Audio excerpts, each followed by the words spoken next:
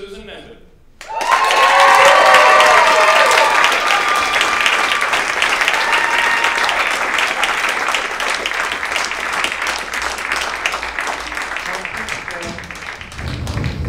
They'll get you to tip me up a little bit so I can see the people in the front here. Actually, it's pretty damn dark. I don't know if I can see anybody. Speaking of getting funded. Yep, that's how I roll. Anyway, I can't see you folks, but not that I'd recognize everyone from Winnipeg. Is there anybody here that's not from Winnipeg? Holy smokes. Geez, that spirited energy that really did the trick. There's like 4 people up there. Spirited energy, I always thought that was like a haunted yoga studio. But, anyway, as you can tell, I'm paralyzed or movement free. I'm also referred to as bad leg.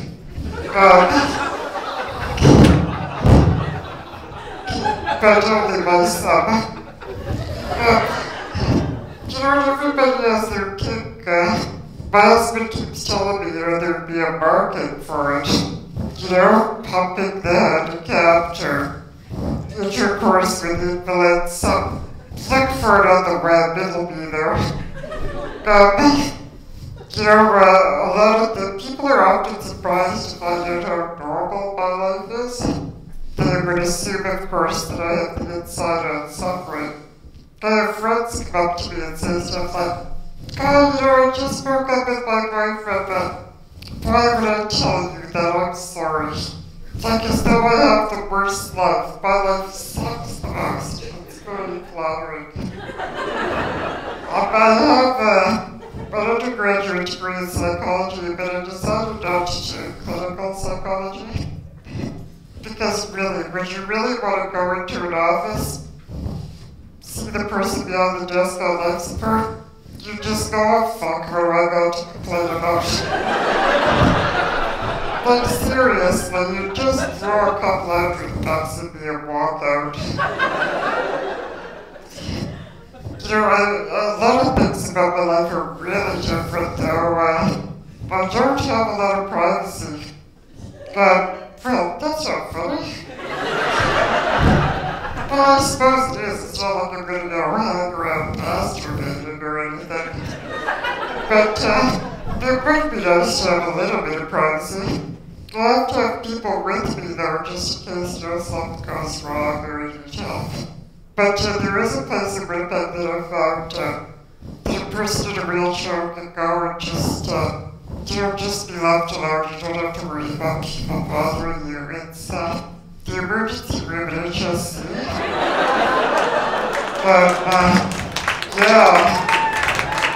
Yeah. You can just hang out there for ages, don't be bothered. But, you might say, you know, Susan, why comedy? You might be curious as to why you don't see more handicapped people on stage. Quite simply, it's ramps. They don't have ramps. I had no other marketable skills. But I let you sleep in late, and quite frankly, I don't worry about hecklers. Because can you imagine how much of a bitch you would look like if you heckled a handicapped woman? It's like, I don't even have to have a comeback for that, because you're gonna get the shit kicked out of you in the parking lot. It's true. I once had somebody in the movies that wouldn't move and let me have the handicap seats, and there was a guy throwing popcorn at him. Like, other people will stand up for you. It's crazy. God, dear. You know, I like lots of things about Winnipeg, but I have to admit the cobblestones and the forks are a real bitch. No, seriously, this isn't an all-terrain vehicle. And when I'm trying to get from building to building, I'm shaking all over the place. And I see these little kids with their preppy parents in the strollers. And they look all wide-eyed and curious.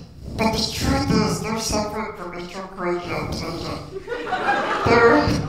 there is no way to make it across the street without brain damage. I love kids. I love the questions they ask. I took my son to see the Transformer movie. And when I was coming out, I noticed these two little boys were just staring at me. And I was like, oh shit, because I know exactly what they're thinking. Exactly.